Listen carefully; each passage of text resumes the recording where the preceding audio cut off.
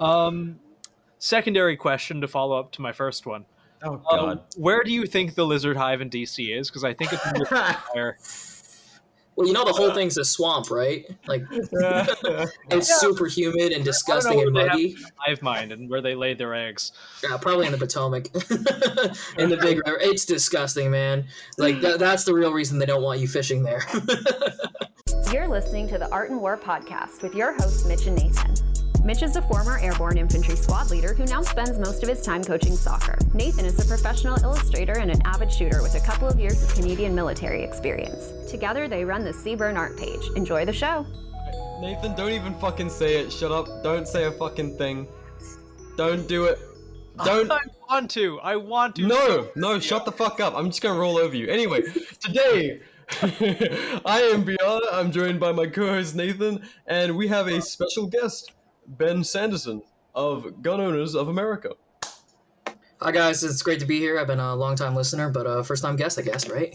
Hell yeah. No, thank you so much for joining us. Nathan, you still look like you're gonna say something that's gonna piss me off. It's just going to fall out at the worst time. Nope, you can do it 50 minutes in. That'll be fine. Anyway, I don't know what's gonna happen actually, but anyway, no, today we are having a very, very serious episode. No, honestly, it probably won't be. It probably won't be.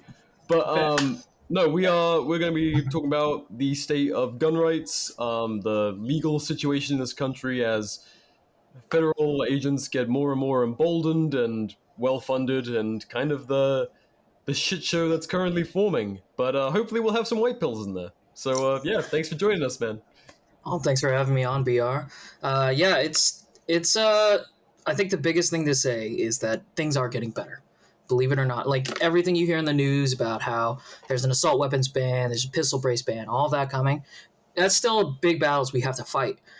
But we're at the point now where people are starting to listen, and we've got more and more people coming into the fold. Like, after, COVID, we're seeing the, demographics change. We're seeing a lot more people. It's no longer just, hey, it's an old white dude. Now it's everyone and anyone. And I think, my personal mission is throughout the entire thing is like, I want, when I'm talking to people about gun rights, it's like, what do you think of when you see a gun owner, or when you think of a gun owner? It should be that you look in the mirror and you think of yourself as the gun owner, nothing else, no one else. And I mean, we're really starting to see that succeed. Yeah, I'm a federal lobbyist, so that's what I do. Is I'm on Capitol Hill. I talk to congressmen, I talk to ATF, and I'm also watching court cases all the time. And I'm not talking to the ATF like I'm giving them information. I see Nathan smiling down in the corner. How is it talking to like the embodiment of human evil on this earth as part of your job? Well, so I might have misspoken. When I said speak to them, it's more like we get leaked documents, we do FOIA requests from them, so we see all the dirty little secrets they're doing. Yeah, I'm glad that there's still someone in there that's human enough to leak their dirty little plans. I mean, and that's huge for us. Is there's certain things that, I mean, everyone's got a bad taste in their mouth about the idea of lobbying, and they think of it as like just people throwing bags of money at politicians and getting them to subvert what the voters want. I would say it's the opposite. I'm actually there just to represent gun owners in general, and what I'm doing when I'm on Capitol Hill is I'm a subject matter expert for the laws, for the codes, for what actually goes on in the community and what people want to see. And that's not me saying like I represent everyone, but it's a general idea of like, oh, I know what the NFA is. I can explain that to a staffer. Or, hey, like, this is what a 4473 is. This is what you're doing if you update it and say, if you're lying on a federal form at a gun shop, well, it means if you accidentally spell your name wrong, they're going to construe that. The ATF will take it to the furthest possible limit and say, oh, well, that's lying. And they're going to give you 20 years in jail for that. So simple bills like that. That's actually a bill that someone proposed was, hey, we want to make it so it's illegal and it's like punishable by 20 years in prison for stealing from FFL. And they thought it was super pro-gun. And on its surface, it sounds like it. But then you have to get into the nitty-gritty. You have to look into the certain laws and the codes. And that's what we're there for. Nice. That is horrifying. I think it was you that actually told me about the zero tolerance thing the ATF has been doing with FFLs. If you make one single mistake, like someone doesn't fill out the 4473 just right, they can get shut down permanently. Oh yeah, no, that's crazy. So it's not a customer; it's the actual FFL. But see, that's one of those things where, like I said, being lobbyist, being subject matter expert, helping talking to these politicians is super helpful because you can't necessarily have a lawsuit against that. You can't sue the ATF on that. You have to actually go through the system, as to say.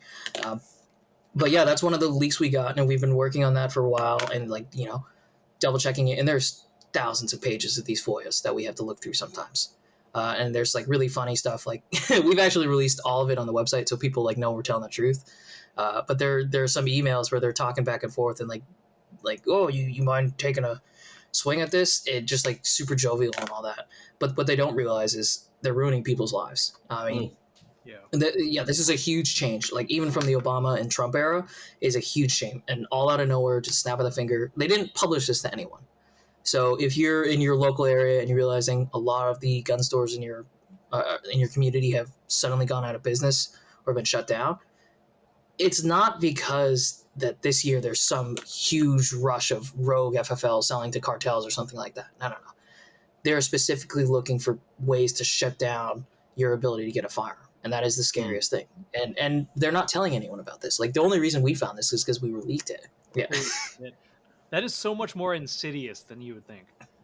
Well, and that's like I always feel like I'm putting on my tinfoil hat when I talk about this stuff. So it's so good to get someone on who's actually like seen behind the curtain and peeked at the actual beast that's back there. But like there seems to be this growing trend of just like no matter how small and inconvenient like the changes, there's just a growing amount of like roadblocks and like barriers, whether they're artificial or just kind of like convenient or whatever it might be. Just so many things keep on cropping up that are making it harder and harder to just practice the right to self-defense and practice your 2A rights. But clearly it's by design. Oh yeah, no, it's crazy. I mean, and the thing that people have been always super scared of has already happened. It's the ATF's illegal gun registry. We know that they have nearly 1 billion records. And that was from the last FOIA we got a year ago, which we released a report on. And now I'm almost sure it's up to, I'd wager a lot that it's up over 1 billion, partly because of all these businesses they're shutting down, because it goes into their out-of-business record center. So there's a record-keeping requirement for FFLs for 20 years worth of firearms. That also got changed during the first Biden ATF rule, the frame and receiver one. I might be going a little too many different tangents to just let me know. No. Let's dive and we can always go back, dude. Fucking weeds. Yeah, there's everything all together. They're really pushing. This administration specifically is really pushing for it to happen. They're doing a lot more insidious stuff. It's the frame and receiver stuff, 80%. Their first rule was, hey, look, as long as you don't sell it with a jig or like instructions, you're fine. But then they completely changed their minds and said, no, you can't sell this at all if this one part is shaved or something like that.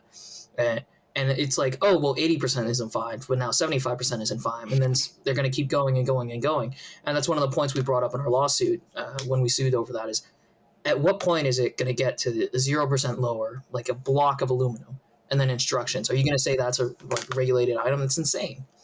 And people, they want to just keep going and trying to get as many people wrapped up in this, not only so that they can say they're fighting crime or something like that, but also so you can't buy a gun ever in the future. It's like, oh, you're a felon.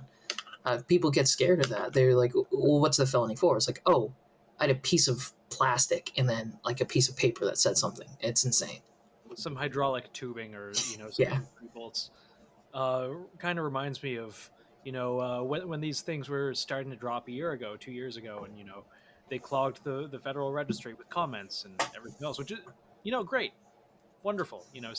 Say what's on your mind. They have to actually look at them all, and then they did the complete opposite, and they took all of those rules and made them worse.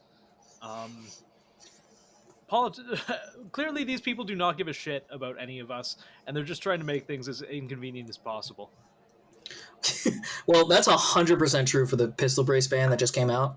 I actually, was one of my first jobs here at GOA was to make a calculator and make it easier. There's the ATF worksheet 4999, which was the point calculator you get for having if your brace has Velcro, it doesn't have Velcro, or if you have a like holographic sight on top, all that kind of stuff, they do points. Nathan's 100% right. They got rid of that with this rule. They just said, nah, fuck it. Nah, we're not doing that anymore. Yeah.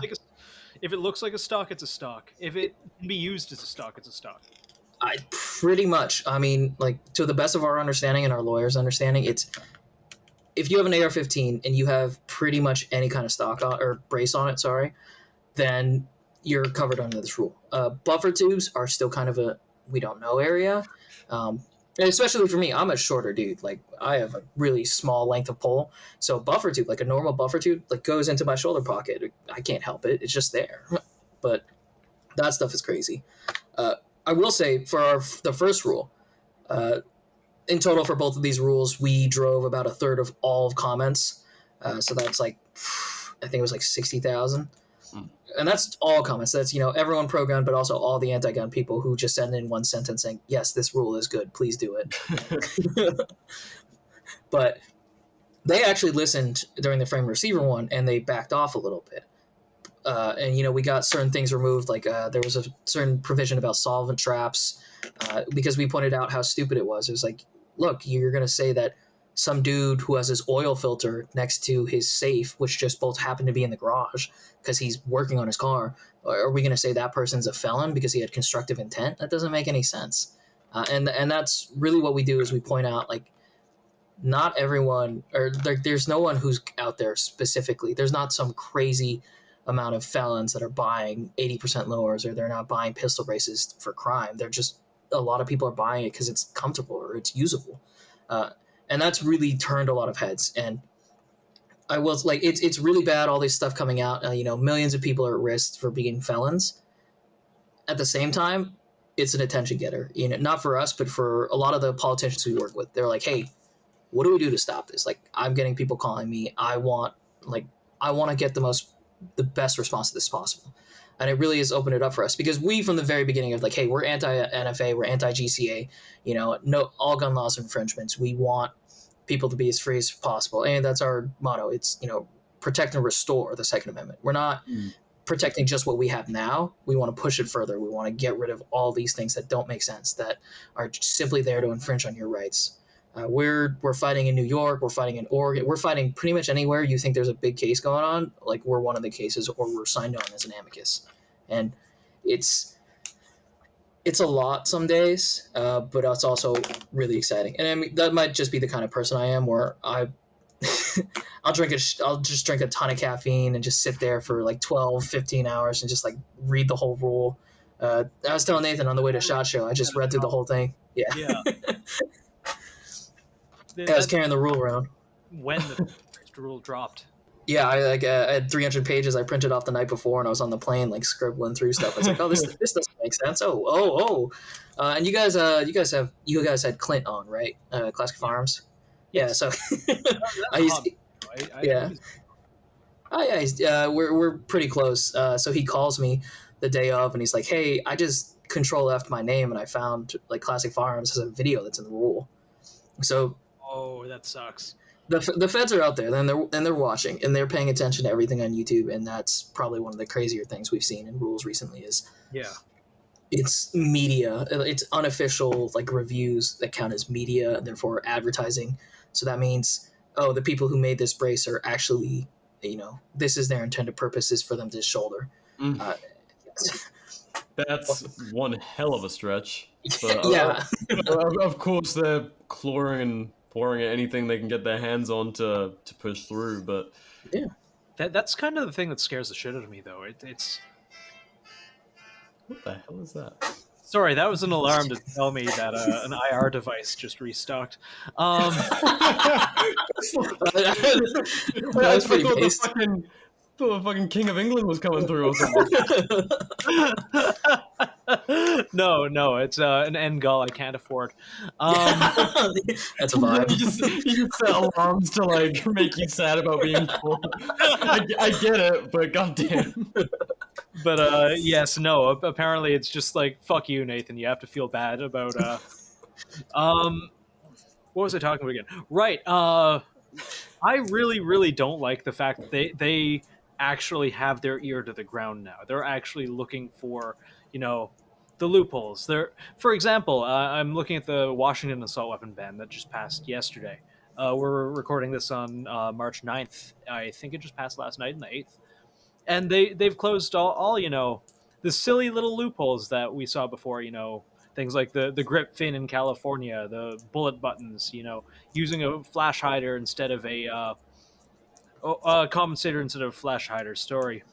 They have provisions on all of those, and just everything's banned. They just went for it. They just got everything. Yeah, I mean, that's, we say we're no compromise for a reason, is because, like, the end goal, they always talk about safety. We have all these gun safety groups popping up, and they're shooting shotguns in blaze orange on, like, a skeet range. And it's like, yeah, I'm a responsible gun owner. Like, oh, I know how to do this. And it's like, no. I'm a veteran, and I think that people shouldn't have the right to do this. Yeah, owning a gun is so much more than just going out and shooting at trash or shooting at clay pigeons. Fun. Yeah. Look, I'm guilty of that myself. But there's a lot more to it. And in the end, they don't want you to be as safe as possible because there's plenty of other ways. They don't care about public safety. They only care about getting rid of these guns. That is the common thread we've seen throughout anything. I mean, the assault weapons ban of 2021, we found provision in there that said they were trying to ban pistol braces and pistol brace guns. But the way it was worded, it made everything from a Glock to a CC-75 to a 1911, that would have been made illegal because they said if it's a semi-automatic version of a automatic firearm, and it is illegal. So, and that's one of those things where you really got to get into the weeds on these pieces of like bills and everything and look through it. And because I remember reading that, having to read it over again, I showed it to my boss. I was like, is this saying what I think it's saying? And so then we were able to talk to like congressman. It's like, hey, this is going to ban your Glock 19. Like this would ban that. That would make it completely illegal simply because they don't understand guns. Well, and that's just the thing. Like, no matter how sensible you feel you can talk to these people or what kind of common ground you might be able to meet them on, as you said, it's clearly not about safety. There's so many like sensible paths. If they were like coming from a good place and really trying to make the world a safer place, that's so clearly not the intent. Like, as we've been saying, when they're trying to wipe out every little device or attachment or whatever it might be that would increase like how you can handle a firearm, like it's not going to make it a more deadly firearm, it's making it more controllable or whatever it might be, or you're more able to handle it if you're a smaller framed person or whatever it might be.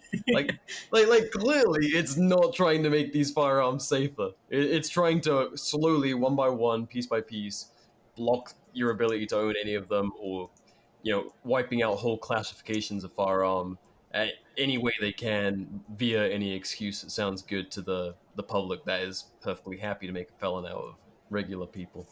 Yeah, the end goal is all of them. Yeah. It really is. It really is. I mean, we kind of looked at Canada's assault weapon ban as kind of a, hey, where do you think it's going to go? What's going to happen here? I mean, so it goes from Canada down to California, spreads along the West Coast, comes over to the East Coast. They try to bounce it off each other. And then they try to get it passed in D.C. But there's a lot of things happening. And it's almost as if you don't check it where you are at the state level, then they bring it to the federal level and they want to see how much they can get away with. I mean, it's, there was a 10-round provision at first in the assault weapons ban of 2021. And then they realized, oh, wait, no, that's too strict. No one's ever going to do that. Like, we've got to compromise. We've got to be friendly to people. And so they backed that off to 15. But in the end, they want to be coming for the 10, and they're going to bring it down to 5. And then, single shot only. You have to individually put in a bullet into your Glock or something like that. 1 round per minute, just like the RFO ones. Back in my day. Guns at all. Then they're banning the single shots, like they did here. Recently, it got scrapped, and I guarantee it'll come back. In the Bill C-21 amendments, the extended assault weapon ban in Canada, they were banning single shot rolling block rifles. Like they had everything in there. They had M1 Garands. Like, when's the last time you saw a crime being committed with an M1 Garand? This isn't even including. I kind of like to see it, to be honest. It's like Gran Torino or something. Gran Torino. Get off my lawn. Yeah, but even the ones that are, even you look at it and you think, oh, that's about safety. Like example, last year, in the military's funding bill, the National Defense Authorization Act, there's a provision in there that was about safe storage. It was supposed to be a voluntary program in which people could sign up, get a safe, and put it in their house. Well, there's a few problems with that. One, if it's a program, now the military and whoever is in charge of this program has to research it. And like, oh, well, now they know where your guns are. And now they're going to demand to come in and check that they're actually, the safes are being used to see if their experiment is valid or whatever. So just recently, the military came out with something worse. And they're doing it in the name of what they say is suicide prevention. And they're going to say this reduces it. But there's studies, we've got other studies that say, no. Focusing on the guns or the item being used is completely wrong. It's the 22 a day stat for veteran is horrible. This study has actually that number at 44. And it says 80% of those new 22 are because of drug overdoses. So that's 36% of the entire number, 44 overall. And if we ban guns on military bases like they want to, 100% they want to. They want to make it so that even if you can sign up at 17 to join the Army or the Navy or whatever, you have to wait until you're 25 to then go buy a gun, even though you've been using them for 7 years or whatever. And this is the insane thing, is that they're so scared of one object, even though they use them in their job, that they don't understand what they're doing. They're taking away rights from people who are supposed to be defending the Constitution and our rights in general as their job, as their profession. So you have to look at it and say, where's the hypocrisy end? Where does this flip-flopping end? And once the military does it, they're going to say, oh, well, why not? Why don't we do it for everyone else? They get less training than the military. If the military can't be trusted at 25 until they're 25, why are civilians allowed to do it at 25? And that's why all these little things you see about, hey, you should call your senator about this bill or the congressman about this bill that at first doesn't seem to have anything to do with guns actually matters. Well, it's the desensitization to like those kind of things, like pushing out. I mean, America's drinking laws are a great example of that. Like in most of the world, when you're 18, you're perfectly fine to go out and grab a drink. But in this country, if you saw like an 18, 19-year-old at the bar, you'd be like, son, what the fuck are you doing here? It would be like the most insane concept to see a kid like that drinking. But in most countries, that's an adult. And that's like I think a Reagan era rule that was changed. The drinking laws were changed to that age. That's not that long ago. But already the culture in this country, like 21 is now an adult. And just as easily, it could be 25 if they really wanted to. Yeah, like I think it's Japan, some country. There's only like a handful that have an older drinking law than the US, but yeah, like that culture is so easy to change, and in just a generation or like a generation and a half, completely different mindset.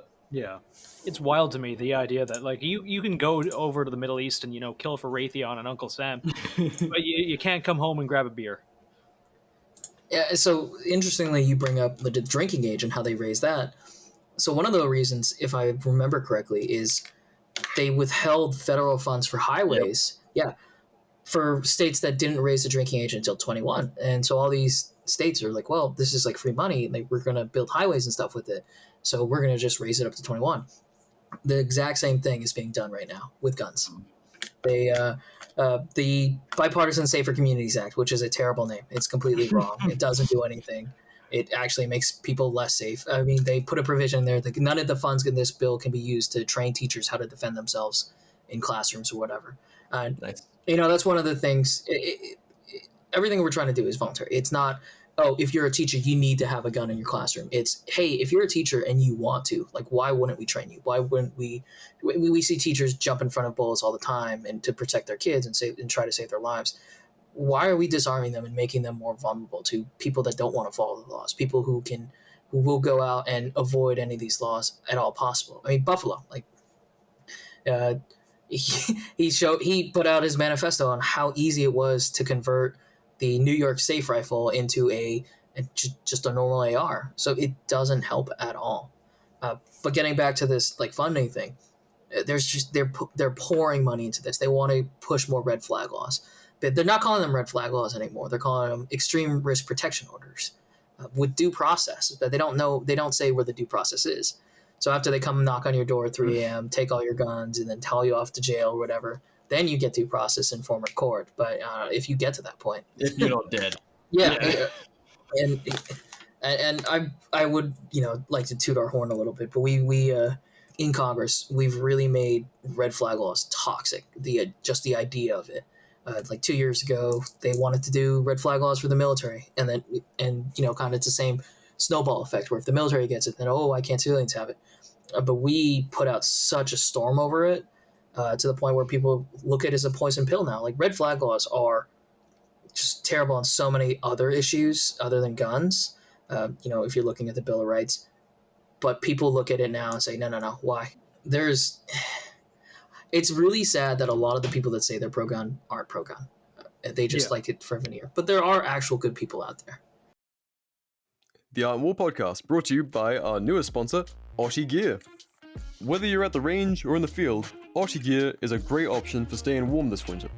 With the highest warmth to weight ratio for synthetic material, the LV insulated jacket has been crushing it for me. And trust me, I am a in the cold, so I value a good jacket. I moved to the desert for a reason, but the desert nights, still pretty cold. So grabbing myself a LV insulated jacket has been a lifesaver. I love my Audi packable cubes and my Audi bag. I can't break it, no matter what I do, and I'm an idiot. I throw 50 pounds of sharp and like loose rounds, staples, an SBR into my Audi bag, and I have not been able to break it no matter how much abuse I've put it through. I don't even think I've popped a stitch, and I've been running that thing for like 2 years into the ground. I love that bag, and if you abuse your gear like me, you probably will too.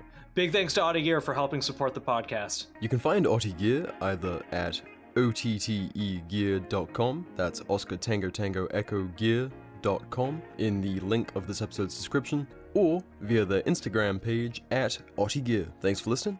How's it going, lads and ladies? B.R and Nathan here to take a quick break to tell you about our Patreon. Not only do we want to continue improving the quality of what we can do here on Art and War, but we want to push what we do all over at Seaburn Art, from the guides to pursuing video content and keeping us warm during another winter of illness and death, and the Patreon helps us get after it. But what's in it for you? Our Patreon subscribers enjoy 5 different tiers of exclusive perks, ranging from all the content we'd post on a pre-Zuckerberg Instagram, downloadable high-resolution guides, targets such as Redcoat Skinwalkers, John Harvey Kellogg, seasonal targets, and more. Behind-the-scenes info like my personal art, introducing all new exclusive mini-podcast episodes, and at our highest tier, get monthly art commissions created by yours truly. You can find our Patreon via the link in this episode's description at patreon.com/SeaburnArt, or in the Seaburn Art page's bio on Instagram. Thanks for listening. Now let's get back to the show.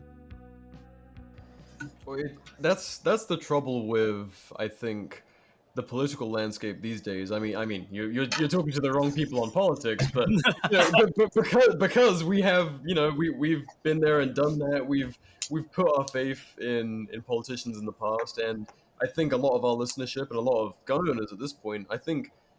The reason that we're so easy to paint as radicals is because we have been so heavily betrayed. Like, such a integral, foundational right in this country, and what should be a natural right worldwide, is like trod on like it's nothing by supposedly pro-gun politicians.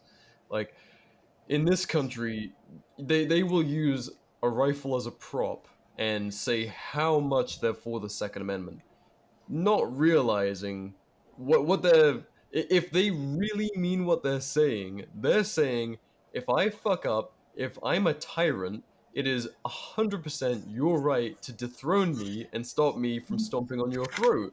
And that, if you're a politician genuinely saying, if I terrorize you and ruin your life with force, tickle me. Yeah, I might have to bleep that, but you guys know what I'm saying. Like that's a very powerful part of this country's being. That is like very important. That tyrants are real. The tyrants, terrorized the world throughout the 20th century and every century before that. Some of them deserve to be revolted against, And if you're in a country where the Second Amendment, after the first one, they said you're free to speak your mind, and if someone tries to stop you, you should shoot at them. As the second thing they said, if we start terrorizing you guys, start shooting at us. That was the decree, essentially, you know? And so you have now, you know, we're about 250 years later, you have guys holding up a rifle and saying, "From my cold dead hands," and, you know, like, this is so important to me, blah, blah, blah. But do you really mean it? Because so often we end up with the Republicans, often, they're very good gun grabbers, but obviously all politicians, whenever they say they're pro-gun, are you really? Or do you just like the aesthetic of target shooting and the Americana vibe? Or do you really mean, if I terrorize you, shoot at me? Yeah, I mean, and that's our biggest thing. One of our biggest things is we try our best to hold people accountable. Is when we're saying someone is pro-gun, it's not, oh, you know, they have a gun and they're taking a picture with it. It's like, no, we've talked to them. And it's, you know, another part of my job is I talk to candidates, or I talk to, you know, people who want to run for government or do something. It's like, they say, oh, I'm pro-gun. And it's like, oh, but I support universal background checks. I'm like, well, you're not pro-gun. Like, you don't well, wait a second. No. And it really, you know, we track that immensely. It's like, we want people who are willing to take the tough votes. We want people that are willing to put being pro-gun and being pro-Second Amendment over everything else. And that's all we care about is, are you pro-gun, are you not? And we've gone smacked around a little bit because we call out people that aren't and that are trying to pretend. I mean, the Bipartisan Safer Communities Act is a good example of that. We went on a media rampage about it because it was all behind closed doors. They wouldn't tell anyone. We were, you know, we had, I think we got some, I can't remember exactly how it happened, but we were talking about, hey, if these rumors that we're getting are true, this is what this would actually do. You know, a red flag law, it is not something that you can have due process at all. You know, there's other options out there for people who, you know, might be a danger to themselves or to society, but red flag laws aren't the way to go. And, you know, if we're removing funding from teachers that to be able to protect themselves, that's not something that's smart either. So, you know, when people are willing to take those tough votes, it'll show who they really are. I mean, the budget, the budget is one of the most boring things possible. But I was telling Nathan about this at SHOT Show. I'm sorry, I keep bringing up FOMO or something. No. It's cool, I guess. So that was something where we actually worked like 12 hours straight. You know, we got the bill text at 9 a.m. We worked all the way till 9 p.m. And it's more than just reading exactly what the words are there, because they'll try to hide stuff. You know, you can't control F and find gun, firearm, all that. They'll come up with flowery words for it. It's like, oh, you know, lethal means reduction or something like that. Or they'll hide it in previous reports. Like, oh, if everything is agreed to in House report, blah, blah, blah, blah, blah. So that means you have to go back and look through all of that, and then it keeps going and going and spiraling. But like I said, it's 12 hours. It's a super boring bill that people don't really pay attention to as something that could be anti-gun. But we found millions of dollars of just what essentially is pork, or what's a better word to use here? Incentivize. Pork is an American political term that is. Okay. Explain pet projects almost is congressmen will get federal money so that they can get something in their district or whatever. You know, Nancy Pelosi had something for San Francisco's gun violence thing, and if I remember correctly, it's like $1 million to look into ghost guns in San Francisco. It's like, this is crazy. Like, we're spending $1 million on this, and it's super anti-gun as well, but it's also a waste of money. Yeah. And getting back to your point about politicians maybe not understanding the Second Amendment, that was some people have said that, oh, well, if you want to defund the ATF, you want to abolish it, what you really are is you're targeting law enforcement. We actually got called out at a committee hearing. They were like, you want to defund and abolish the ATF? Why do you not care about law enforcement? And I was sitting in the I was actually sitting in the audience, like right behind our witness, and I was trying really hard not to laugh because it was the funniest thing to hear.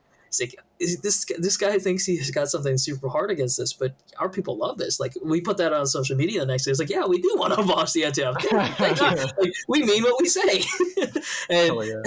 and everyone was like, yeah.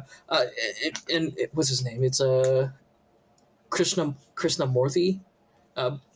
But you know, you can check out for that clip. It was really funny. He's like screaming and just, you know, hamming it up for the camera, trying to be like really angry at us. And we're sitting there like, yeah, this is the best you got. Yeah, this sounds really good. Like on that point, that is something that has kind of flared up in recent years, because even maybe early in the pandemic, a little bit before the pandemic, but especially during like all the 2020 riots and the very galvanized point everyone reached with law enforcement. Now, the word abolish has been historically like a very leftist term, but now that gun owners have kind of en masse really been awoken to how unjust law enforcement in this country, or at least reminded of how unjust, because apparently everyone forgot Waco for like a couple decades after 9/11. It was like, hey, we're all for the government for now, I guess. Funny how that works out. The kind of gradual rise and repetition of abolish the ATF coming up more and more in conversation. From your perspective, actually being in the halls and talking to politicians and being in that kind of arena, does that have any legs to stand on? Has there been any kind of momentum to that kind of idea of abolishing a federal agency because of their, you know, unjust actions? Well, there are definitely people that will put that out there. But you know, our strategy is a little bit different, just because if we abolish the ATF right now, if we like clicked our finger or like snapped our fingers, it was completely gone. Where do all these responsibilities go? Where do all these like really bad anti-gun programs, you know, like the NFA registration, the 4473s, the background checks, where does that all go immediately?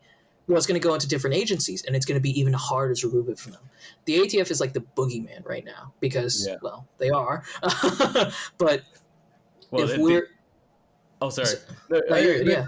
The FBI would be a hell of a lot worse. But if you report exclusively, I see what you're saying. Like, ATF is gone, now the FBI and like a bunch of other three-letter agencies are kind of dividing up their responsibilities. You've cut the head off the Hydra, and now there's 5 more. Yeah, that's what it's like here. No, 100%. So that's why it's, you know, people sometimes ask, oh, why aren't you like, you know, putting forth a bill or like a lawsuit to get rid of the ATF? It's like, well, one, if we did, it would just go to different agencies. So instead, what we're doing is we're going after each of these things one by one. It's like, boom, let's strike this down. Boom, let's get rid of it.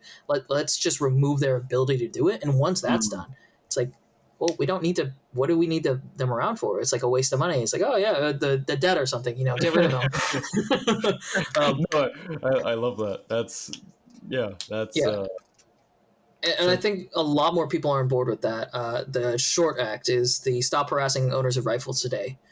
So that's, you know, removing SBRs, SBSs, and AOWs from the NFA completely and destroying their records. That's also super important. Is once you get rid of those records, you can just buy it over the counter like any other firearm. And that's slow progression. Like I know some, you know, like I said, some people are asking us why we're not, you know, filing bills to get rid of all of this, everything immediately, all gun laws, blah, blah, blah. There are sometimes people that don't have our same opinions. So we have to keep, you know, baby steps, but any progress in the right direction is good movement. I'll give you an example. The ATF Transparency Act, just introduced by Senator Reich out of Idaho. That one is, so instead of, it's to solve a very specific problem. It was the 88-day denials, which the ATF or the FBI could have your NFA paperwork. They could open up the background check into you. But if they don't do anything and they just leave it open for 88 days, it will automatically close because they were too lazy to actually do their job. And so now you, with the pistol braces now, and the e-forms for that's even more concerning. It's like, well, what do? You're stuck in limbo because they said that you can't reapply if you got denied because they're calling you a prohibited person. But you've also sent over all of your information, like your home address, your fingerprints, your social security number, and a picture of you actually with the pistol brace firearm. So it's what do you do then? And so this is going to solve that by, hey, if it's not, well, one, you can't deny for arbitrary reasons anymore. Someone has to be, you know, like a violent felon or, you know, have what is it? Like a be on drugs or something, or like a history of blah blah blah blah blah, to be denied. And so also it's going to take it down to 90-day wait time. And people are asking, why don't we just get rid of that? It's like, well, you got to keep moving forward. And once they can't hit those metrics, or once they do hit those metrics and they start to realize, hey, no one's committing more crimes, why do we even have that? It's shifting the window. It's shifting what people think about these firearms. Everyone at first thought, oh, well, short-barreled rifles is such a scary sounding name. It's like, no, this is what it actually is. You shouldn't go to jail for, a 15.9-inch barrel. That's insane. And now once we've been able to communicate that, people are getting a word like, yeah, this doesn't make any sense. No, that makes a lot of sense. That's kind of, funnily enough, that the inverse of what's happening to us with these laws is they will take anything they can get, and at the same time, it's like, well, you gotta knock this awful machine apart one piece at a time, because try and take great big swaths of it, and sure enough, it's gonna disappear into the ether and show up God knows where. Yeah, I wish I could snap my fingers just like that. And get rid of it all, because we don't. And my job, honestly, the thought behind it is, if I can make myself irrelevant one day, that would be perfect. Like I'm not here to just stay in this for 80, 60, whatever years, and just like keep making a salary off that. It's like, no, I generally believe in we should be able to get rid of it all, and everyone else at my job does. It's like, no, this isn't a grift. We're not doing it for money. We're here because we all have we all believe so immensely in the natural right of being able to keep and protect yourself. You're not trying to stack up a nice wardrobe of fine suits or anything? No. I'm only buying guns, right? Good. Yeah. Had to drop that one in somewhere. But no, that's here's to a future where ATF agents are sitting in their tattered windbreakers begging for change on the street corner. Honestly, that image is my personal white pill. If I'm like, someday. Yeah. No, if I ever have an ATF agent getting tasered in my front yard, I know I've made. That's the America I want to live in. The America I want to live in. I watch the video every night right before I go to sleep. I just have it constantly playing on loop as like my workout music. For anyone listening who hasn't seen that video of the ATF agent getting tased by cops, I'm going to put a link to that in the description just for your enjoyment. Anyway, yeah, it's a good video. Yes. But, you mentioned... sorry. No, I'm just talking shit. You mentioned earlier you wanted to talk about Second Amendment protection ordinances, right? Or were we recording for that? I can't remember. No, we weren't. So no, thank you for being a better host than I am. Yes. Keeping us on track. I'm just sitting here fantasizing about federal agents in pain. But no. So yeah, that is a big thing that kind of came up. Again, I think it might have been 2020. There was like a big thing of it. I know our good friend Trudy Confucius. For anyone who might remember him, he's now retired to his bumblefuck ranch. God bless him. But yeah, he and many others were making a big push all throughout the states for 2A sanctuaries. And so at the time, it's like, yeah, sure, it's a really nice concept to think this county has made it very clear law enforcement will not be enforcing, anti-2A laws, which is a whole, Pandora's box of implications from that, because then you're saying, like, well, are we talking 2A like 1776, or are we talking 2A like the neutered remains we've been left with in 2023 or 2020 at the time? But no, so there was like a really big push to make local government say this is a 2A sanctuary. We stand by, the Second Amendment, whatever that means. It's kind of a undefined thing in a lot of areas. But so something I was asking you before the show was, has there been any kind of effect from these 2A sanctuaries starting to pop up in that culture, and have they done any good? Well, I think this is like a twofold question almost.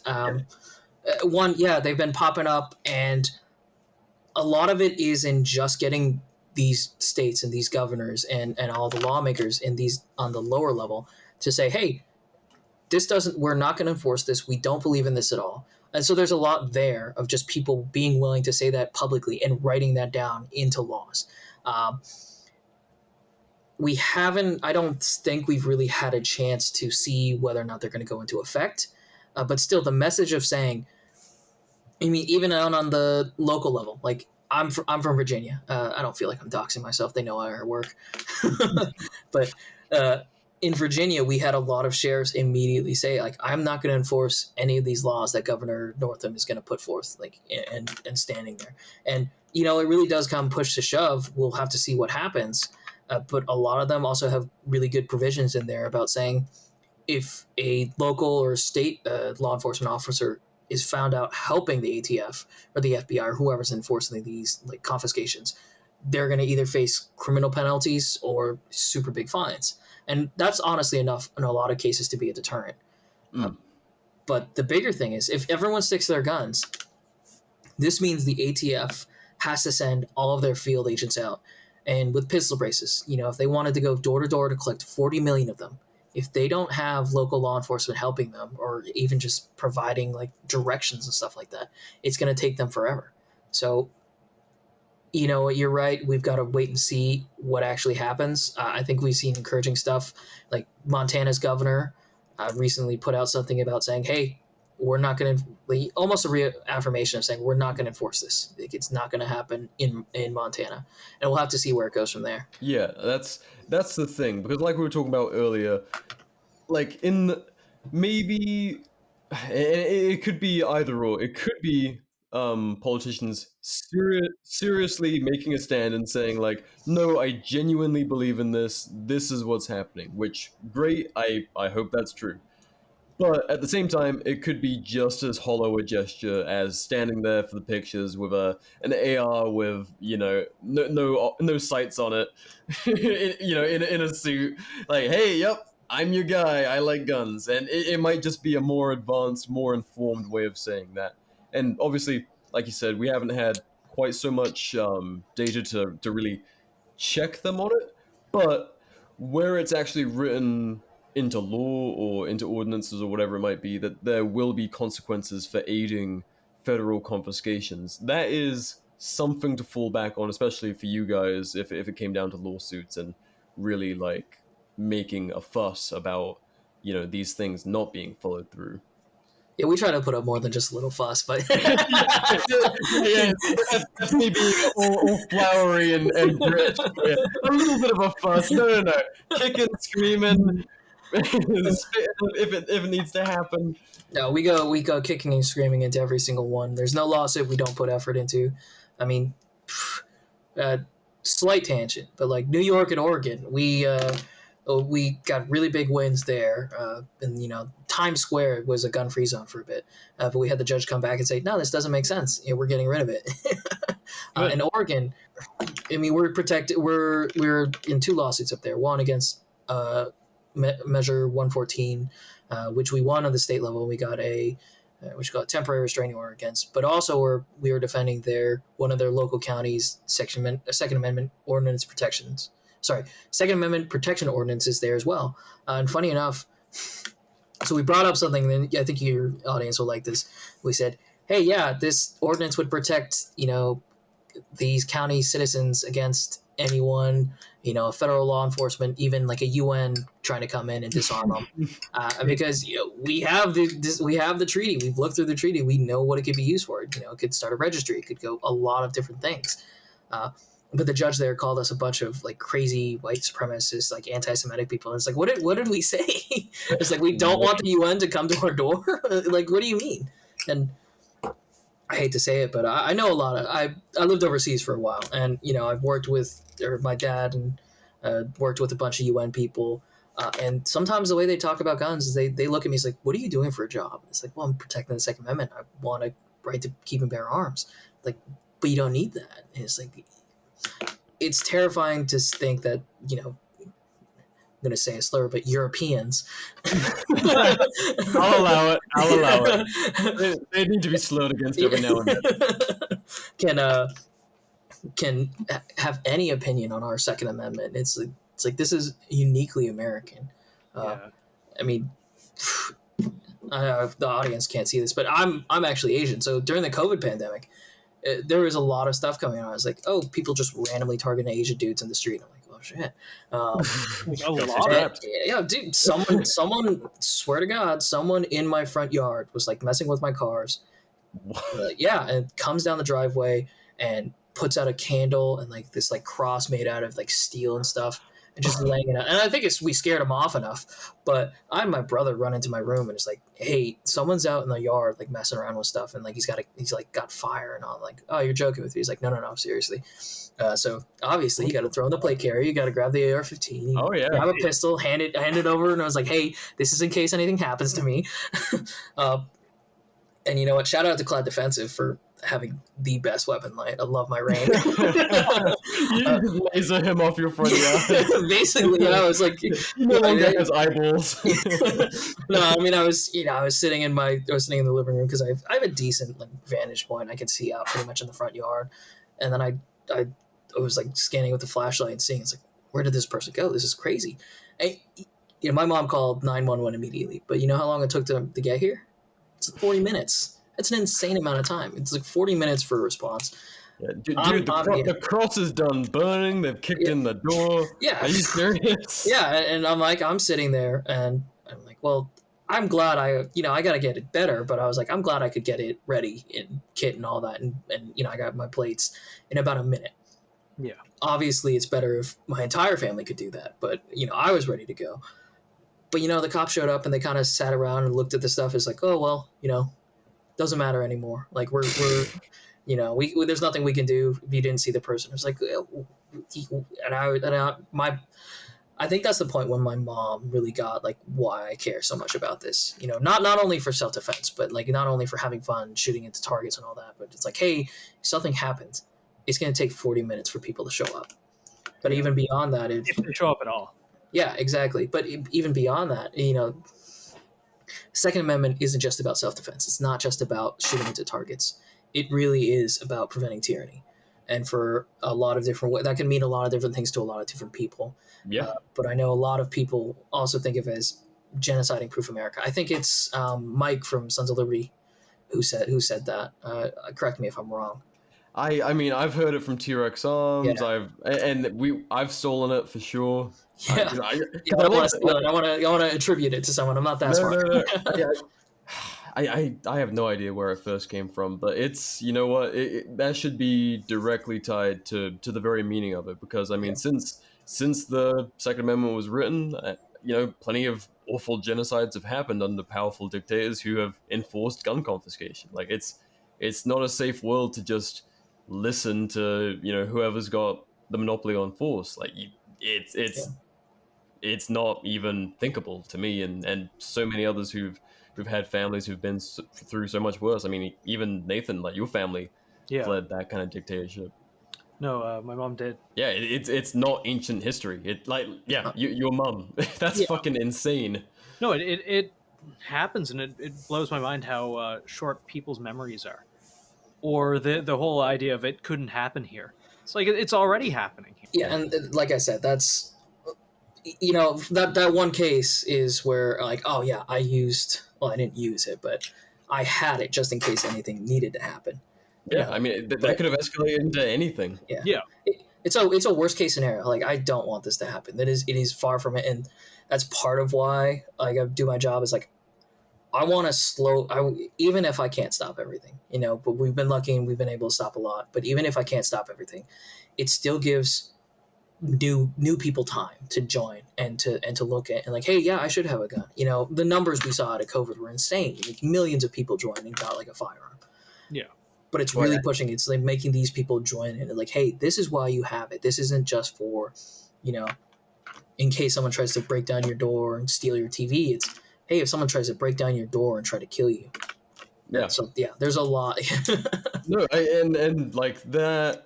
While we are living through scary times, like there is a white pill in the fact that so many are kind of clicking and understanding that, and it's like your community might be at risk because someone like doesn't think you should be alive. That's fucked up and awful, but that is an unfortunate factor of the human condition, there are awful people out there who want to do awful things to people based on things that they're born with, like the very color of their skin or whatever it might be. And if you think that this country or this world is so perfect that you can just rely on someone to show up and, like the ultimate responsibility of protecting your life should fall to a third party outside of your home or your person, that is utopian as fuck and insane. Yeah. And the amount of conversations that I have with people trying to kind of explain that concept, like, oh no, the police station's just down the street. Oh, I'll just I'll call the cops if anything goes wrong. Oh, I got a baseball bat. It goes so beyond that. I mean, if you're not comfortable having a gun, that's totally fine. But do realize that you're outsourcing your protection to the state, and the state historically does not give a shit about you. Well, on top of that as well, like, Jessica with the straight cut fringe and the dyed green hair, who's like, well, like, I wouldn't trust a regular person to have this. Guess what? Cops don't respond to every single neighborhood. Sometimes they don't give a fuck. So, like, if you're gonna deny entire groups of people the right to protect themselves, like, that is, I mean, I think I've already jokingly used this term once this episode, but on a serious note, it's kind of white privilege, or like, like it is. It really is to just be like, fucking true. Well, I can rely on a third party to show up in 5 minutes and save my life. That's not true of everyone. Yeah. Yeah, I mean, like, the one time I've had to call the police, and I've talked about it in the show before, for a violent incident. Here. Yeah, threatened, like, guy, for anyone who hasn't heard, threatened by a guy who said he had a shotgun, he was coming for you, right? Yeah, over some, like, nonsense. It was over nonsense. Said he was coming over to kill me, read my address back to me, I, called the police, a little younger. These days, no, I'm not calling the police. You serious? These are level 4. Try me. I mean, getting back to your point of how certain people don't have to deal with these issues. Bruin, so New York State Pistol Rifle Association versus Bruin.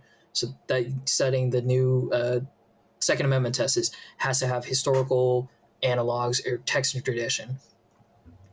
What's really funny is all these governments, New York, California, people that are trying to say, oh, well, yeah, we really believe in, reparations, or we have to, like, diversity, and, like, there's got to be quotas based on someone's race. They're having to, like, find all these laws that are super racist.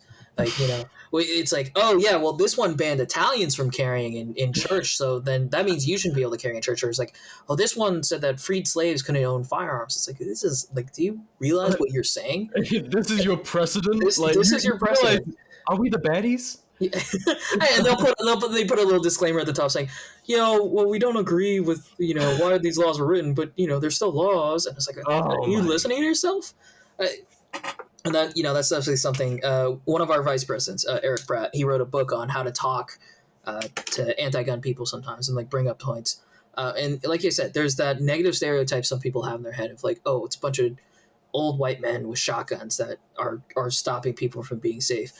But the truth is, this has been going on since the 20s. I can't remember the exact name of the town, but I think it was called Blacktown. I'll have to check that in a second. But there was a riot of, like, actual white supremacists, like KKK members, coming through. They're destroying everything. It stopped when they got to the edge of the community, and the black community was there with firearms. It stopped immediately after one of the riders that wanted to burn everything down was shot out of his saddle with a single shot, laid down on the down, and that ended it all. And that is, it's the Second Amendment is for everything. It's not only against government, but it's against people that want to do you harm. Yeah, and that is truly something that I don't think everyone outside of our community gets. Is there's more to this than just shooting into trash. There's more than this than, dressing up and having fun. Although I'm a LARPer. I'm a LARPer myself, so I can't say much, but there is more to it than that. It's LARPing until it's not. Yeah. That's a good way to put it. Yeah. Damn, hitting some heavy stuff. gents. Yeah, I'm sorry. I thought No, I wanted to have fun. We can have fun for sure, Yeah.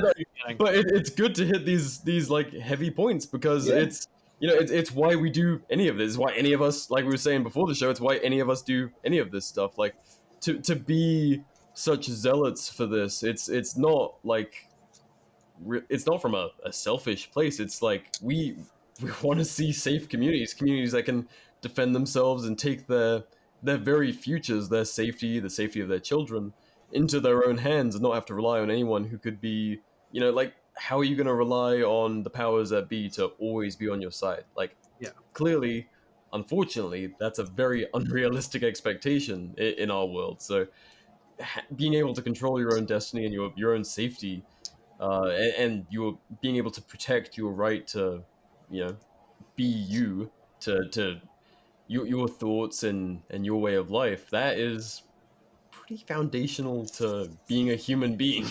Yeah. Otherwise, you're just a subject, and that's no way to live. But we can have some fun. We can, you mentioned some white pills. I mean, I guess the first one is that gun ownership is massively on the rise. Constitutional carry is popping up everywhere the last few years, and the demographics just keep on getting more and more diverse, which some people, for whatever fucking reason, bitch about. The confused, backwards kind of types have an issue with that, but it's fortifying this issue. It's spreading across so many different groups and communities that realize how important this is and are kind of rediscovering some of that history of how important gun ownership has been, not just to old white guys, but for like all sorts of groups in this country since this country was founded, and all sorts of places overseas. Frequently bring up Myanmar, but people, using guns to live their way of life, and find their way from out under a boot. But it's being fortified across so many different lines. The future is bright, despite the grim headlines that we see often. Yeah, I mean, I would say the future is bright. I mean, so I'm a younger guy, and everyone in my generation, like at least the ones I've talked to, are immediately like, yeah, no, this isn't just about shotguns. This isn't about my bolt action rifle. It's about an AR-15. It's about owning plates, and really pushing that idea as we've seen it. I've been lucky enough that I've been I live close to like D.C, so I kind of have all the military surplus that comes in, and we see people wearing plate carriers. We see people, using comms, buying helmets, going on hikes. I've got friends that are doing more than just LARPing on a flat range. Again, guilty. That's not a condemnation, but it's pushing that window forward, and politicians are starting to pay attention. 2 years ago, you would never have had a bill that came out and said, "Hey, I want to deregulate short barrel shotguns and any other weapons." There was one to deregulate short barrel rifles, but not necessarily for the same reasons. But now we've got like 5 of them. People are going right after that. Like, yeah, it doesn't make sense that I'm a nonviolent person. There are barely any crimes a year with these guns. Why are we regulating them? This isn't about safety. This is simply a way to infringe on your rights. And people are starting to recognize there's more to this than just, oh, I can own a shotgun or something like that. And politicians are paying attention. I work a lot with staffers. One of the things we do is essentially answer questions. So if someone asks me, hey, what's the best way to go around protecting short barrel rifles? It's like, oh, well, just get rid of the NFA. That's like the easiest thing for us. It's not we're like, oh, well, no, you've got to write something in about like more laws. It's like, no, just get rid of the bad laws, and then we're going to keep moving forward. And that's what we've been doing. Is it's slowly. It might seem slow, and some people, some people look at lawsuits and think, oh, that's the only way things happen. But those take forever. The bump stock case, that's a really big one we had. We sued the Trump administration over that because I don't think I've said it, but we're nonpartisan. We don't care. It is you're pro-gun or you're not. Gun control comes from both sides. Yeah, it does, and we're almost a watchdog in that sense, I'd say. But it finally got solved in the Fifth Circuit through Michael Cargill's case, Cargill versus Garland, and that was it took forever. It took about how many years? I'd say it's 2018. Yeah, it took about 5 years for that to happen, and that takes forever. Versus when I'm on Capitol Hill, it's a hey, if we can push this now, we can start pushing these things, we can start, and once we get people's names down, it's next session they're like, oh well, I already supported this, I have to support it, otherwise I'm going to look like a flip flopper, and so we're really pushing and keeping going, and people want to do this. Like some of the best people, like if any of your listeners or the audience listens to or pays attention to politics a little closely, like on Capitol Hill, they'll no doubtly know Congressman Thomas Massey, Congressman Chip Roy. Those two guys, we work a lot with them. They're really great guys. They're just like us. They believe in the exact same things. Massey actually just got in trouble, or sorry, Congressman Massey got in trouble not trouble, but people are calling him out because he's got a Christmas photo where he's holding an M60. All his kids are, and it's like, no, this is awesome. That's like founding father energy. Yeah. No, I'd encourage you to look him up. He's awesome. I've seen him talk a bit. He, I am not a particularly great judge of character, but he seems solid. And the fact I'm saying that about a politician makes me almost want to crawl into myself and then turn myself inside out. But I liked what I saw, and that makes me uncomfortable. Well, but Massey is a Rick. Same thing for me, man. Like politicians can all do one, as far as I'm concerned. But he, as Thomas Massey, the person, is like he would be a good neighbor. He is like a proper prepping kind of nerd in all the best ways. I think there's like a documentary or something about like his little setup. I don't know if it's a documentary or like a little video or something, but he like nerds out on gardening and all sorts of cool stuff like that. He's an interesting dude, and he's made points that most people with an R next to the name have been too cowardly to approach for like the last century or so. Based. There are a lot of these people who genuinely believe and want to do the right thing and want to be pro-gun. But sometimes, look, the truth is it's a really busy job, believe it or not. They've got a million different people talking at them. So when we get the chance to give them good information, they're like, oh, this is awesome. They're like, wow. Like our zero tolerance stuff or our registry stuff, they all looked over, they're like, oh man, this is insane. and that really is what the job is. It's giving that information. It's not, like I said, just to reiterate the point, it's not suitcases full of money just being thrown at people. It's hey, this is a good way to respond, or please don't do this. This is what this would do, and just answering those questions and being the subject matter expert on certain issues. Like I've somehow gotten in charge of veterans affairs and hunting and all that kind of stuff because they'll try to throw it in anywhere they can. Fish and Wildlife is crazy. They wanted to do a lead ban on all federal lands. It's like, well, yeah, you got to think about it. It's the slippery slope. It's like, well, if you're going to ban it on federal lands for hunting, when are you going to start banning it for just recreational use? And when are you going to ban it for on private ranges and everything? Because you're going to say, oh, well, it affects the environment. I was like, well, but it's also what bullets are made out of. Like, what are you saying I use? Plastic bullets or something like that. Yeah, that'll be a lot better. My airsoft gun, which New York bans, and it's crazy. You probably can't answer this, but I'm going to ask anyway. I really, really, really wanted to ask in the beginning. You spend a lot more time in D.C. and near Capitol Hill than probably most of our listeners, and definitely us. Of all the politicians in D.C., who's most likely to actually be a lizard?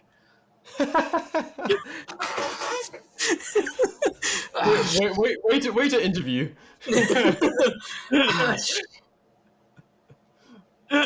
Based on like how they look or how they act? Oh, definitely how they act. I mean, there's some funny. Mitch McConnell is definitely like close to a tortoise. I'm not sure about a lizard, but I don't think he's just kind of like a weird amalgam of flesh. I'm not quite sure how he moves.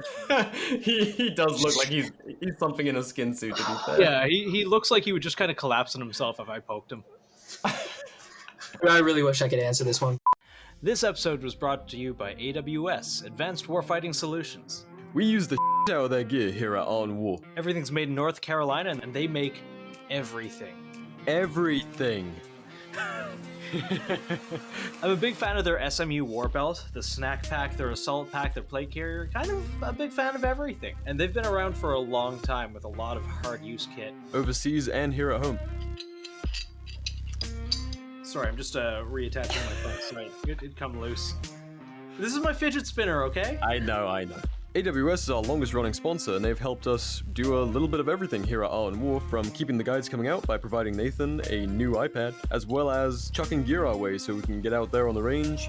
Tough as hell gear so they can help us go LARP in the woods. Yep, my assault pack comes out with me every time I'm in the woods. If you want to pick up a one-and-done Molly pistol belt, look no further than the AWS SMU belt. Use code ARTandWar10 for $10 off. We get no kickbacks, you just save money. Link to their site down in the description and in the Seaburn art page's bio. Thanks for listening. Now let's get back to the show. Gavin Newsom is definitely a lizard. I'm going to say that now on the record. Like, have you seen that man talk? It is horrifying. He's not human. There's just, I'll be completely honest. Like, I'm not so enamored with the politicians. It's great to work with a few of them. But at the same time, like my coworker, he's really big onto the like politics side.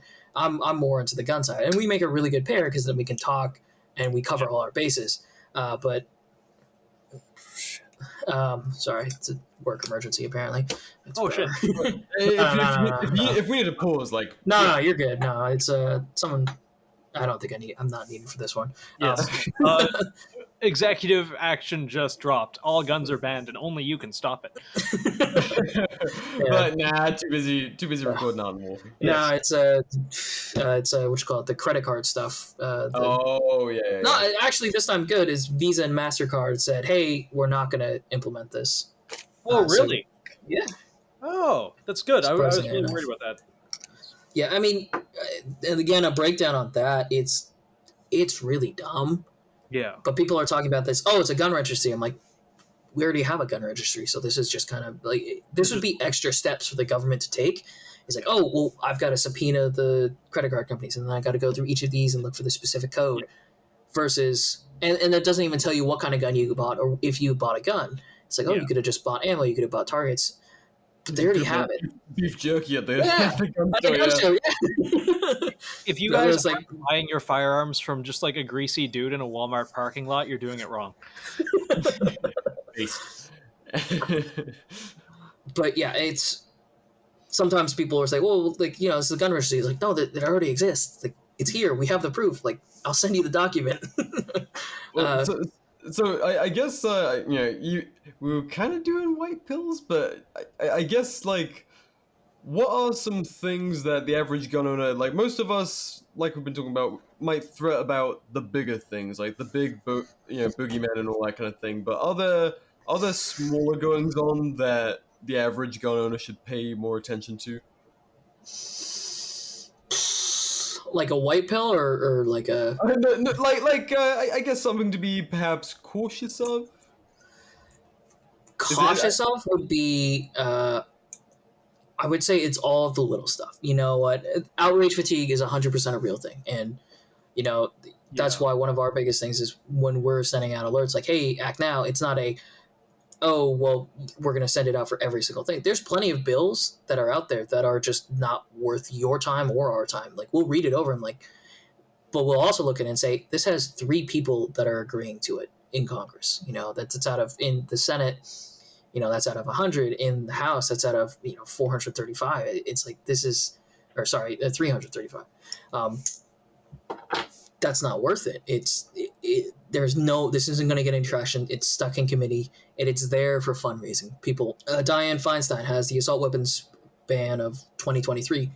It's like 4 people on it. It's not going anywhere. Hasn't she been trying one of those like every year? Exactly, and we know, and it's kind of one of those things. It's like, this isn't going anywhere, man. Like Dianne Feinstein's assault weapon ban of 1953 through 2023. Yeah, exactly. And a lot of the times, the truth is there is a lot of that. Like, we call them messaging bills, where people want to fundraise off of that. So like all these anti-gun politicians, like, yeah, I'm gonna submit a bill to track ammunition or microstamp. It's like, it has 2 people that agree to this. This isn't going anywhere. But The really boring stuff is where they'll try to slip it in. Like I was talking about earlier, the military's budget, the appropriations, and it's my job and our job, like GOA's job, to look through all those little things and try to find stuff that could be used against you. Because sometimes people look at those, even congressmen and politicians will say, "Oh yeah, well it's just funding the military," and just do like a blank stamp on it. But it's been getting better. It really has. I think I can't remember who it was. I think it was Paul Gosar, Congressman Gosar out of Arizona. He went through the entire thing with his staff and was pulling out the most ridiculous things. It's like, we're giving $1 million to see how shrimp, procreate underwater. It's like, what is this? And it's like, this doesn't have anything related. Why is this necessary to the federal government? So that's really pushing. The biggest white pill I can say is politicians will do actually care about what their constituents say. Believe it or not. Like, I know it's a tough sell, but they might not care in the exact ways you think they do. But how it goes is essentially we it's like a quick idea is if you send an email in, they're thinking, oh, another 4 or 5 people believe in what this person is saying, but he took the time to actually send in an email. If you give them a phone call, that's like 10 people. If you write a letter or something, it's like, the 5-10 people. If you go and visit, or if you go visit the district's office, all that kind of stuff, if you're actually making the effort, they're going to start not knowing that. They're going to start looking at it as like, how many people are in the pro, how many people are in the con? And it does actually help change a lot of their minds because, there's a lot of great politicians I work with, but there are some that also just, even the anti-gun ones, that only pay attention to the numbers. And if they start to see, wow, my constituents really care that I don't go forward with this, they're going to start to think about it. It's making, I think this is a Milton Friedman quote, I've heard it from a bunch of different people, it's making the wrong people do the right thing for the wrong reasons. Like, I know I can't get everyone on board with my beliefs in the Second Amendment, but if they're going to come to the same conclusion because, oh, well, I need to win re-election, you can use that. And that's where it goes. It's like, hey, your constituents aren't going to support you if you do this. Like Brian Fitzpatrick out of New York, voted yes. He was one of the Republicans to vote yes on the assault weapons ban of 2021. It's like, it's crazy. Like, how are you going to, and, he got hammered for that. And that really does matter. And like making your voice heard to let these people know, like, hey, if you do this, like, I'm never going to vote for you. It actually does, it's their motivation. They don't all have as pure motivation as some of us, but but that is. If that's what you have to weaponize to, to make it heard, makes sense. Yeah. I'm wearing like a antiwar.com hat right now, but Scott Horton, great anti-war advocate, but he was just saying on Twitter, like, because they just went to a big vote about continuing action in Yemen and a bunch of other places, and sure enough, he's like, bring their phones, and so a lot of people who might have might listen to me and stuff might be a little bit jaded about that kind of thing, but I mean, end of the day, the machine's gonna keep on turning for the time being, and if it takes that kind of action to maybe stop force being used against innocents, I mean, what's a phone call? I mean, yeah, I can say 100%. I've listened, like I said at the beginning, I've listened to you for a long time, like way back into the militia days, and I'm both embarrassed and humbled. And I had the same thoughts. But working in this job, I've had like staff reach out to me and say, "Hey, we're getting a lot of calls about this." Like, and sometimes it's not even that they're anti-gun; it's that they just don't really know what the issue is, and we can explain it to them. They were like, "Yeah, that is terrible. What can we do about it?" And that's how we get the ball moving. It really is making your voice heard. They might not do everything you say immediately, but they're going to ask questions. They're going to start looking around, and then they're going to come to if they're smart and they're pro-gun, they're going to come to the right conclusion of, yeah, this person's right. I should get rid of this. Like, I should get rid of the NFA. Thank God. Yeah, right. Well, I mean, though, that is something that is coming through in the culture, is that we've now evolved past this very, very neutered version of gun advocacy, where I don't know how old is Gun Owners of America? I'm a little ignorant on that. So we're about, let me do the math, right? About 50 years old. Okay. Yeah, so we've been 5-0. around since the 80s. We've been fighting the good fight. That is about the time period in which we've seen gun owners come, like, 50 years ago. The kind of rifleman mentality Yeah. wasn't a big thing anymore. From like, what I've seen of history and kind of where the culture was left at by those that came before us. Like, there wasn't that kind of original American mentality of like what the Second Amendment was for. And people had become very complacent with what they did about their gun rights, and kind of, like, little by little they got kind of sold off and parceled off in all sorts of different ways, and we're left with, remnants of what should be civilians, or citizens rather, as Mark of the Appalachian Rangers would correct me. Citizens being able to own, cannons and warships and all the implements that would make them equal with the government. But like nowadays, or for the longest time, gun rights advocacy has kind of been not really like, as GOA's thing is to restore the Second Amendment, but to kind of like very, very sheepishly protect what remains of it. But all that to say, you guys have probably seen it over the last few years, like, people have actually been more into gun rights advocacy, probably more than ever before. You feel that's safe to say? Normal citizens, yeah? Or, Yeah. In general, like, activism seems to like really genuinely be on the rise. Like, rather than just being like a weekend hobby or something, it seems like people largely are really plugging in and actually like giving a damn. No, 100%. I mean, and that's one of our things that we do is our grassroots movement is really big, and that's just individual people like you, me, and Nathan. Is it's sending the emails, it's appearing to testify. In Texas, we really push for constitutional carry there. So what we did, instead of just we actually had normal people who say, "Hey, I want constitutional carry." We brought them in and we helped them testify to the committee about what was going on and why they believe that they should have constitutional carry. Like, it's everyone from single mothers to like old elderly people to just everyone possible. It wasn't like, oh, we were selecting people. It's, oh no, they just came on their own and they want to fight. And that's, like I said, that's super important, and that is what people listen to. It's not about the money anymore. It's not, or I actually don't know, but people get the twisted idea of what the gun lobby is on both sides. Anti-gun people think we're horrible monsters that are just getting paid like millions of dollars by the gun industry, and it's like, no, I can't even accept a rifle. But then other people are like, oh, you're just wasting our membership money. He's like, no, this is actually going forward. This is what your money goes towards, and it really does make an impact. I mean, getting back to your point about maybe the neutered defense, but to keep tooting the horn. But there's things like the Hughes Amendment. We were 100% against that. The Firearms Owner Protection Act, surprisingly, we were also against that because it wasn't strong enough. We're looking at the Protection of Lawful Commerce in Arms Act. We call it PLACA just because it's a little easier and funnier to say. But we're seeing that now they're trying to repeal that, and they're trying to find ways around it to sue companies for things that completely aren't their fault. So we want the best. When we mean no compromise, we mean no compromise. That we're not giving up anything. We want only to get more gun rights. We want to keep pushing it forward and forward and forward. It's a point. I can't own a cannon in my backyard. I mean, that's if you're not aiming for that and you consider yourself American, you're lost. Maybe not a cannon. I don't know. What, a tanker?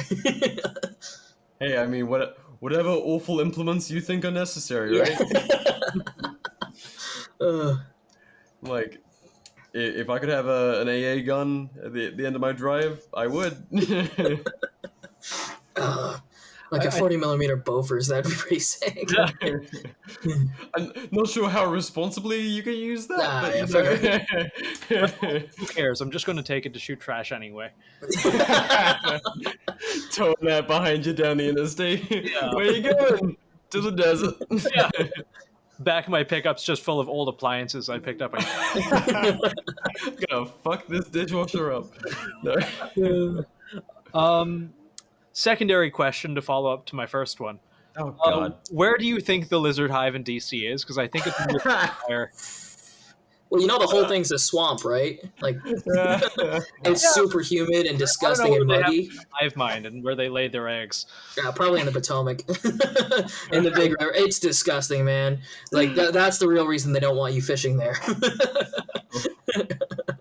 Dude, I've been to DC once. And I was in like Northern Virginia. I had an opportunity to visit again, and I was like, nah.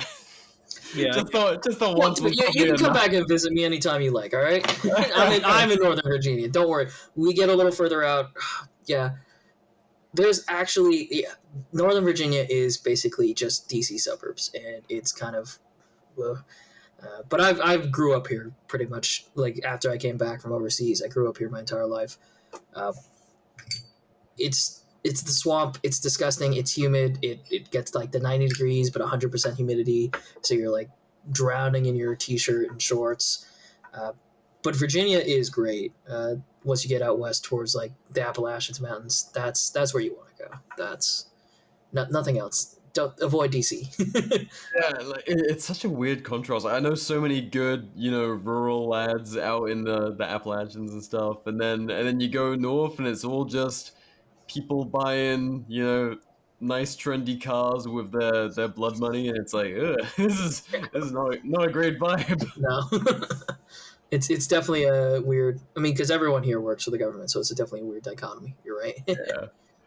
It's like, and my one trip into DC, like once you get out of the mall, all I saw was just crack fiends and sad little neighborhoods. I'm like, man, that's the crazy thing. Like, I had to apply for my DC permit, and it took like 6 months or some ridiculous amount of time, and I'm limited to 10 rounds because of that. And but there, I have, if hoping it never happens. But they're crazy there too. They're like, yeah. I gotta talk about this off the record. But it's Capitol Hill is supposed to be where all the laws are made, but it's like filthy around there. It really is. Shocker. Right. Like going and chucking the ring in Mount Doom or something. Yeah. Yeah, pretty much. Evil kind of seeping into that general area. It's a crazy world. So yeah. Any other questions you guys have? What else were we gonna cover? We did bumps. No, we did braces. We did some white pill stuff. We did you got something, Nathan? Because I got something about the fun. This is kind of outside your purview. This isn't really lobbying so much as it. More about lizards. No. I found all I need about the lizards. Okay, good. If I say any more, I worry that I will attract their attention. Moreover, this isn't really inside your purview. I think it was the FPC, is looking for people to represent them in a lawsuit to try and get SBRs off the NFA. And it seems neat. We talked about it very briefly, just in our day-to-day conversations. But the idea of getting SBRs just dropped. I believe that they're filing lawsuits in Texas, somewhere in a certain federal court jurisdiction. I don't know. It just seems neat. That sounds about right. Texas Fifth Circuit. The reason we're filing of Texas Fifth Circuit as well, because the reason is they got rid of Chevron. This is going to be really boring technical law stuff. So if you want to cut this, yeah. Some of our listeners will be like turning up the volume right now. They're know about that stuff.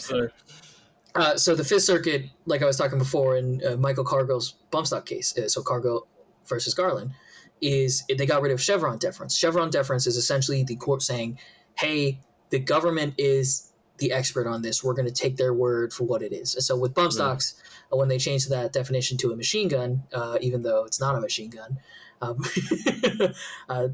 the court deferred to what the ATF was saying about that. And so and now they were saying, oh, well, it is. But in this new case, they've gotten rid of that completely for this. And they're saying, no. This isn't how it happens. Chevron deference does not apply to this bump stock. And so I would assume FPC is doing the same thing we are and arguing like, hey, Chevron deference isn't real here. You should get rid of it. So something we talked about a little bit before the show was kind of both the ramping up of the ATF's kind of they're just emboldened and very aggressive, but at the same time, they're very well funded. And if memory serves, like I don't know which administration it was, if it was like early in the Biden, like the first little bit of the Biden administration when they talk about this, or if it was before, but at some point I remember distinctly the ATF got like a bunch of funding out of nowhere, and they were like, we don't know what to do with this, like we have no idea. And now, how much did you say they were funded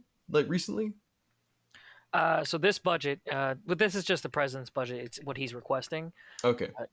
This one is $2 billion, or sorry, it's 1,900 million. Jesus Lord Christ! But the funny thing is, last year, the Congress actually gave the ATF more than what the President Biden actually asked for. So it's a crazy place. It's a really there's just so much money in this thing, and it's going towards everything that you don't want it to. Don't remind me. Yeah, quick tangent. Back to the gun registry. So that was funded because they had removed a rule, or they put in some provision that says actually this money can go towards a gun registry, and so this was funded with almost nothing. And there's 1 billion records there. So imagine what they can do if they remove this restriction completely and started pouring all of their money to that. So I mean, defunding the ATF is a priority, because if they don't have the funds to pay these people to go door to door to start messing with people and like taking pictures of their books and all of that, then they start to lose their power, and then we start to realize, man, gun crime hasn't gone up, and all these laws, they don't have an effect on public safety. But like you were saying, yeah, the ATF's budget, it's increased 50% since Obama. And the biggest reason I'd say they're getting more aggressive is because it's what's popular now. Like anti-gun politicians are saying, yeah, we need to focus on, pistol braces. We need to focus on 80% because they're scary or whatever. And it makes a good public talking point rather than fixing actual problems. They want to go after, people. They want to go after, smaller frame people like me, or, one of our directors, she's like 5 foot. And she's like, yeah, I need a pistol brace because a regular AR-15, like 16-inch barrel, I just can't hold it. And it's like, yeah, this isn't, pistol braces aren't being used by dangerous people. They're not being used by drug cartels. They're just being used by everyday Americans. And, maybe that's why they think they're dangerous. And therein lies the problem. Yeah. Like the attention is very much on diminishing regular Americans' way of life rather than actually solving any problems. But yeah, I don't know if you guys saw that militia violent extremist poster that was leaked from the FBI. We got it. Oh, if you haven't seen it, it is good. Hold on, let me. Is that the one that with all the like the dangerous militia logos, including like the Ross flag, or is this a different one? Yeah, no, that's exactly what I'm talking about. yeah, they had the ANCAP flag on there. They had the Betsy Ross, Gadsden flag. All sorts of good ones. Yeah, if you have a Minuteman, well, I mean, so if you have Minuteman is like, and then it's like, oh, that's us. Yeah, that's our logo. Whoops. Punisher skull, and like just the two-way broadly. They were like, to quote it, it's two-way. Militia violent extremists justify their existence with the Second Amendment, and it's like well-regulated militia. Like people say that, and Molon Labe and like Spartan helmets and all that stuff, and it's like, oh, if they're coming after people for this is insane. Like, obviously, they're targeting just people who own guns at this point, and it's nuts. Some of these symbols are like really out there. Like there's electrical resistance symbol, a way to identify as a resistor. What? I know. Like I mean, not to paint a target on myself. That's almost certainly already there. But like, I've been around all sorts of radicals and lunatics for a long time, and I have never fucking seen the electrical resistance symbol being flown by anyone, left, right, center, up, down, crazy, sane. Who the fuck is flying this? Radical electricians. Yeah, the B word is still off limits, right, for social media? I don't guess. know. Yeah, I don't want to mess you guys up. So yeah, No, like, you're okay, you're fine. yeah. It's like the Spotify algorithm hears the forbidden B word, and just like a cruise missile comes in through my window. No, Yeah, I mean, But the Hawaiian boys, the Vice Yeah. put out an article recently mentioning how, I mean, what the fuck? If you needed any evidence that Vice was just a slightly edgier mouthpiece for the state and their propaganda, there was a Vice article recently that said something about how the Boog Boys, how they're coming back for bloody revenge in 2023. It's like, who the What? fuck? Are you guys just declaring this? I find it so fucking funny to see like, well, the government and the media simultaneously work together to basically make up a problem that's not a problem. Oh yeah, they're really. I just found the article. The Yeah. Boogaloo Boys are plotting a bloody comeback. We will go to war. And this is What? 1 day old. This is 1 day old. March 8th, 2023. I'll I check it gotta in the find chat. this too. Yeah. Oh, I see. They're talking about people who reposted memes like they're this weird political monolith. Yeah, Hey. and the annoying thing is most of them are like very pro cop at this Yeah. point. It's like these guys are not going to war with anyone. Yeah. It's kind of like in Canada, and in kind of an extension that's a little less funny. They declared a group of, like, basically every time this radical group makes it onto the news, the government will do a big dog and pony show declaring them terrorists, which does a lot of things, and there's a lot of implications legally for that. Search and seizure of property, arrest on site, all sorts of fun things. But they did it to the Proud Boys, which I've got nothing nice to say about them, but calling them a terrorist group seems, It's kind of giving them too much credit. Like there's A a lot lot. of Yeah. people out there who've done a lot more to like to get that label. yeah, they're just like dudes. They're just dumb dudes, and they did it to incels, which I find really funny. You watch After that Joker, Your dipshit- Dangerous Society. I was like, what? Yeah, Yeah, like dude can't get fucked. Now he's a terrorist. yeah, he's down Damn. for that. And it's just like I don't know if any arrests have been made under this. It's entirely just media dog and pony show, but I feel like it's kind of the same thing about the Boogaloo Boys. They're just kind of one of the almost forgotten boogeymen of the week that come back every once in a while to, we're going to be back with blood and vengeance, because they found some autistic guy in a Hawaiian shirt that say something stupid on camera. Like, Well, dude, they're targets of convenience. That's what, like, this entire. I love that you brought this up because it's been a second since I looked at this, the militia violent extremism graphic. But like, there's so many enemies of convenience here, and we just saw like a similar thing. Like, not to drag us really off into the sticks, but it is relevant how they just had the vote, as I mentioned a little bit earlier, on continuing overseas action in like Yemen and Syria, with like the war against ISIS, which apparently, how fucking long have we been doing that? Like about 10 years almost, right? Like the war against ISIS is almost a decade old, as far if memory serves. But yeah, like there was just a bunch of Congress people testifying about that, and there was some old stuffy neocon going on about how, like, well, we gotta fight them over there so we're not fighting them in the streets, in the States. It's like, sir, that's... What do you think's going on? Yeah, like, if you ask the average American these days, like, when was the last time they heard about ISIS? Like, unless you're, like, part of the military-industrial complex and you're signing checks and giving the go-ahead to continue operations over there, you're probably not hearing much about ISIS. Like, no. Yeah, I mean, funny enough, you're bringing up foreign policy, but another tangent. Sorry. No. You're okay. The ATF has a trace system, that has the 4473s and all that information. They actually let foreign agencies use that, and guess who's on that list? Oh Christ! Not only Yemen, but like Afghanistan. What? So yeah, 100% serious. They're on the list. Wait. Still? Yeah. The Taliban's like, oh no, these people shouldn't have guns.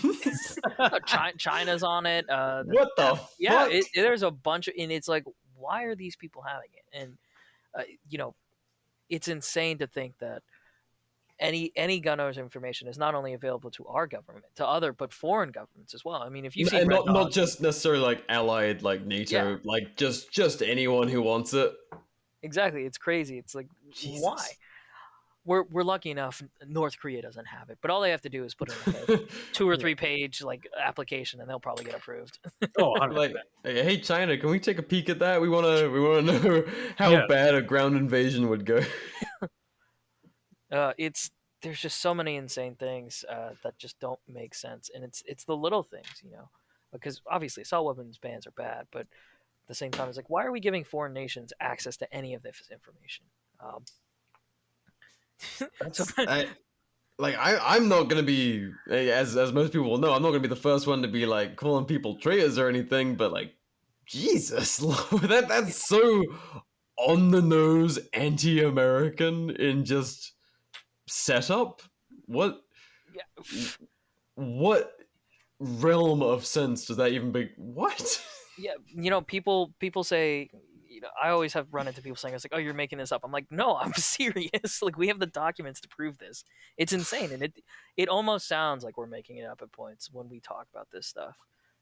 Like the electrical resistance symbol, that was 100. I remember looking at that and going like, this doesn't make any sense. Like, I've seen the B word. Like, if I'm putting myself in the shoes of whichever federal agent wrote this, like, sure, like the B word, those guys are scary, but electrical resistance, I'm pretty sure this dude is like, man, it's like 4:30. I just need to add another graphic to this to make it look even.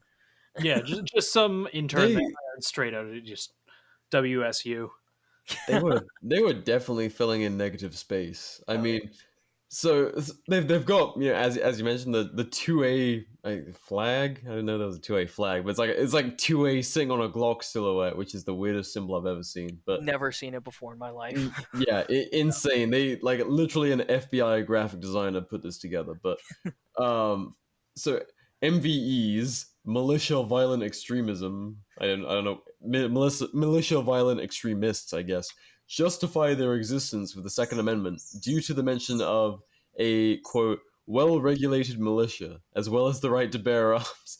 This is, I know we've talked about this a lot, but I don't think I've ever read out the actual little definitions I've got next to the symbols. But it's so insane to me that an agency spawned from a government who, like my little tangent earlier, the Second Amendment they ever made to their constitution was to say, if we're tyrants, shoot at us. And now we've got agencies who are saying like, oh, some people believe that they have some kind of right to shoot at us if they decide we're being evil. These guys are violent extremists. What? The FBI is just as guilty of being anti-gun as the ATF. I mean, yeah, man, I feel so bad. I'm just pushing us in a bunch of different directions, but no, don't. This is the Art and War podcast. This is what we do. This is very on brand. Please find a rabbit hole and shoot down it. Oh, this is a deep rabbit hole. With your O4s. So the FBI we uncovered was using a form, but they didn't put it through the normal bureaucratic process or whatever to let everyone know. So it was a secret form that they were using to get people to voluntarily give up their Second Amendment rights because they deem them too dangerous. They use it almost as a plea bargain. It's like they caught some kid. I think one of the examples is he was like looking up I can't remember. It was like how to make a bomb on a school computer. And they're like, well, if you don't sign this, we're going to prosecute you. So he gave up his rights like a high school kid. And they did that to a bunch of other people. So adding on to that, we just found out that they were working with hospitals to get their patients to sign this form as well. So they're coming after you from every single direction possible. So it's always important to remain vigilant because it's insane. They will stop and know there's nothing to stop them. They won't think for a second, hey, should I be doing this? Like, does this fit with my oath to the Constitution? They're like, secret forms to get rid of people's rights. It's okay. And the more light we put on this, the better it is, because people start paying attention and going, hey, that is really messed up. Why are we letting this happen? But leaks, FOIAs, Freedom of Information Act releases, all of this is important. Kind of not to white and black pill people at the same time. It's like black pill is like they're doing this behind your back, but white pill in terms of there are people fighting, and there are people that care, and there are people paying attention for the little things. That ties into I saw something this morning. In fact, it was a former CIA guy who I guess was a whistleblower. He was in from 57 to 68. Nathan, you're the kind to like know random names from these kind of things, but Philip Agee or Agee or whatever that, I don't know how you say that, but his quote was, "Democracy didn't mean a hoot to the CIA," and I mean there seems to be a very common thread amongst agencies where these people literally, I assume, just like the military, most of these people swear an oath to the Constitution, and it's just window dressing. It doesn't mean a damn thing in how they carry out their function as a government agent. Like, and that is the terrifying thing when people who are very complacent about their rights, they always resort back to, well, these people swore an oath, and it's like, dude, I'm sorry to burst your little fantasy, but it doesn't mean much to a lot of these people. No. God, I'm reading a synopsis of the book right now, and how the U.S. government came after him for leaking just the horrible crimes that the CIA did for decades. I'm pretty sure he got smeared as like a Soviet spy or sympathizer or something. He was a damn dirty pinko. They revoked his passport, tried to subpoena him. He eventually died in Cuba. Well, that is a little sus, but yeah, he was older when he died, but still.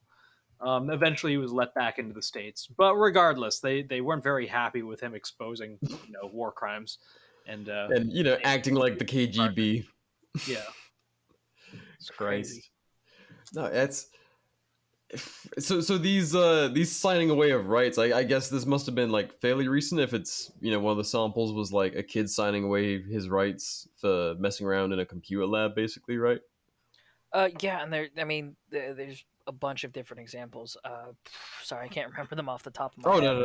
But yeah, it's stuff that like, hey, why didn't you just take this to trial? If you actually believe these are dangerous people that shouldn't have guns, why do you think they should be on the street, like just doing whatever? Because like a gun, yeah, you can use that, but you can also use a truck. You can use anything. We saw that the guy in Japan built basically a blunderbuss out of stuff you can get from Home Depot.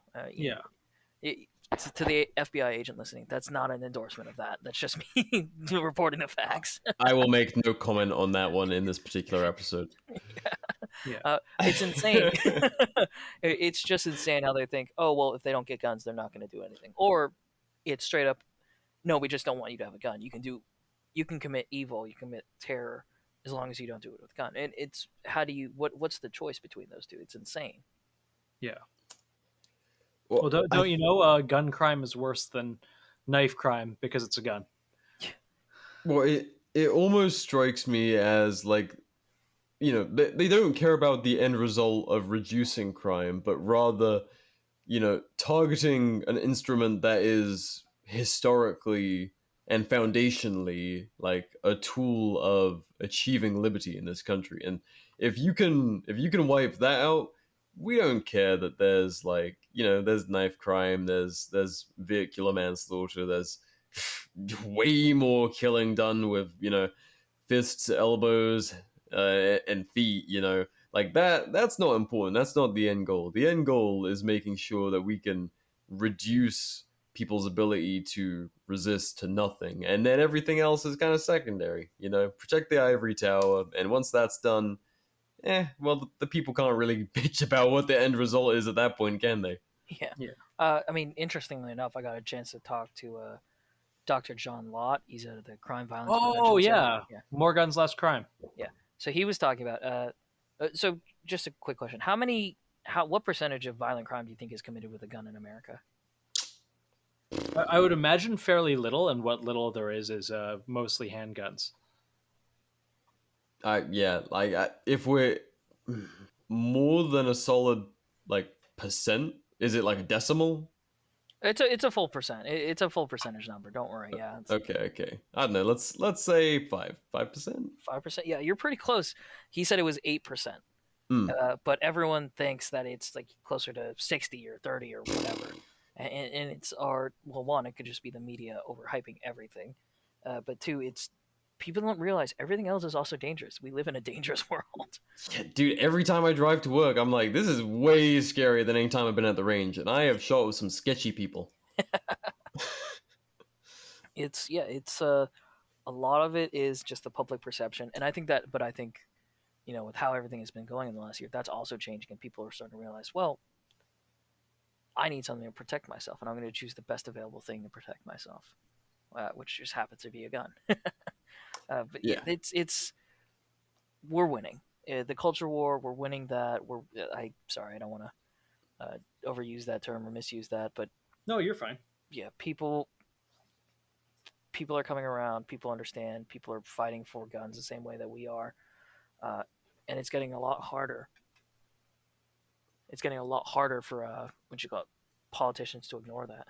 Yeah, I mean that's why it's being blown up as such like a massive issue now, because the culture has honestly never really been stronger. And if they from their side, if they don't get a cap on it soon, I mean, it's arguably the signal can't be stopped with the actual manufacture of firearms cannot be stopped, and the culture is right there with it. Like, you can't kill the idea that people need to be independent and have the tools for that independence. It is everywhere. Oh, 100%. Yeah, I got a chance to sit down and talk to Control Pew. I like Alex. Yeah. I don't want to say his name. That's not doxing him. His name is out there a billion. Okay, yeah. For a second, yeah. He's a great dude. He was and there for some reason there's a weird, not necessarily a divide, but sometimes a mistrust, because we love 3D printed good. My boss has a 3D printer. We do all that kind of shit all the time. I got a 3D print some base plates for my CZ actually, because aftermarket sucks. But Oof. Yeah, the company I bought them from actually went out of business, so I've got like 4 new mags. It's like, what am I going to do with it? 3D prints it. But like I was saying, getting to talk to him and hear his perspective on what we were doing, and him hearing about what we were doing, it's like, oh, no, we actually have a lot in common. We're pushing for the same goals. Like, we should work together. And that was an awesome experience. So that's awesome. Big shout out to him. No, it's been really cool seeing a lot of those, like the 3D printing advocates are really plugging in. I've seen like a lot of kind of little partnerships here and there where, you guys at GOA and FPC both kind of plugging into 3D printers, because I mean, all of this grassroots advocacy, all these people kind of, doing what they can from their space and with their expertise to push this message. It's all having an impact. Everyone's reaching the niche audiences they can, and the different communities that they can, and all sorts of different reasons for getting into this stuff. It's all kind of linking up quite nicely. Yeah, it's great. The future is bright, people. There's a lot of dark shit on the horizon, as you said at the start. There are battles to be fought, but it's honestly, culturally and even legally, I mean, I don't think it's going to be the doom and gloom that so many people kind of get hung up on. No, I don't think so either. It's stay vigilant, but know that we're winning, and then you can help us win. Hell yeah. No, that's... Well, that might be a good spot to leave it on, but it's been an absolute pleasure, man. Oh yes, I'm honored to be on this podcast that I've listened to. It's great to meet you too. Yeah, we'll drag you back on, I'm sure. Yeah. Yes, and we'll do stuff show next year too. Hell yeah. We'll go bother you again at SHOT Show. Yeah. Hopefully, BR you will better be there come as this well. time, BR. I will do everything in my power to make it so.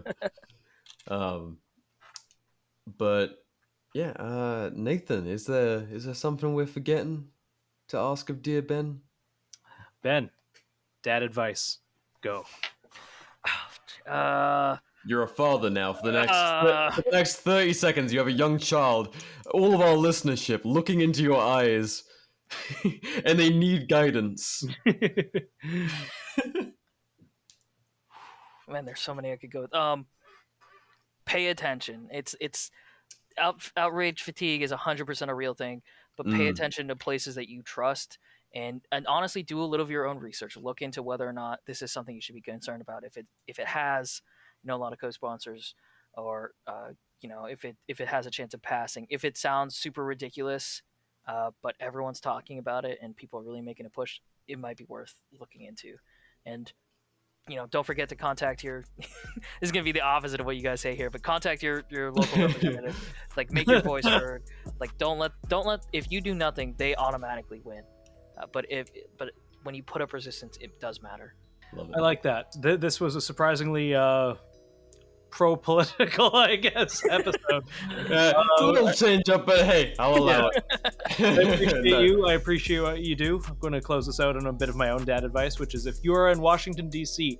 and you see eggs hidden, large eggs, do not break them. Nancy Pelosi will come for you. Okay, bye.